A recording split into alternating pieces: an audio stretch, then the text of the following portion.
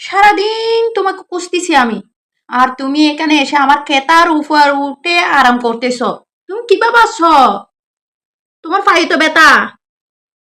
হ্যাঁ, আবার ওই যে সঙ্গিনী একটা নিয়ে আসছে এখানে রুমের ভিতর, যত সব কাহিনী। হ্যাঁ, তোমরা দুজন এখানে কি শুরু করছো বলো? তোমাদেরকে কিন্তু ফেসবুকে সবাই দেখবে, বুঝছো? ও টুনটুনি, আরাম খুঁজে আরাম, আরাম সবাই চিনে। সেটা পাখি হোক, সেটা মানুষ হোক, সেটা পশু পাখি, সবকিছু। এই যে আরেক দল আসতেছে, এটা হচ্ছে ওই যে আতুরার বাবা, মানে এটার বাবা। এটা মানে বাচ্চাকে খুঁজতে এখানে চলা আসছে, দেখছেন? আবার আমাকে বকাও দিচ্ছে। এই, কি বলতেছ? হ্যাঁ, কি বলতে চাচ্ছ বলো? দেখছেন, এই যে তার সন্তান এখানে চলা আসছে, সেও কুজু কুজু চলা আসতেছে।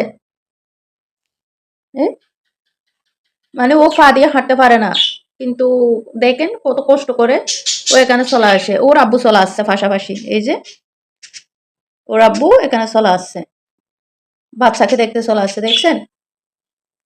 এই যে তার আব্বু বুঝাচ্ছে, তুমি এভাবে এভাবে আমার পিছন পিছন আসো, তারপর যেতে পারবা।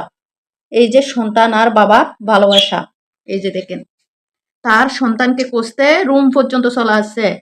সে পাকঘর থেকে ডাইরেক্ট রুমে চলে আসছে, এই যে আদর করতে আসছে তার সন্তানকে। বাবাকে কামড় দিচ্ছ কেন? হ্যাঁ, তোমার বাবাকে কামড় দিচ্ছ কেন? আসো, চলে যাচ্ছি, ফাঁক করে চলো। উমা, যাইতে পারতেছে না বেচারা, খুব কষ্ট হচ্ছে।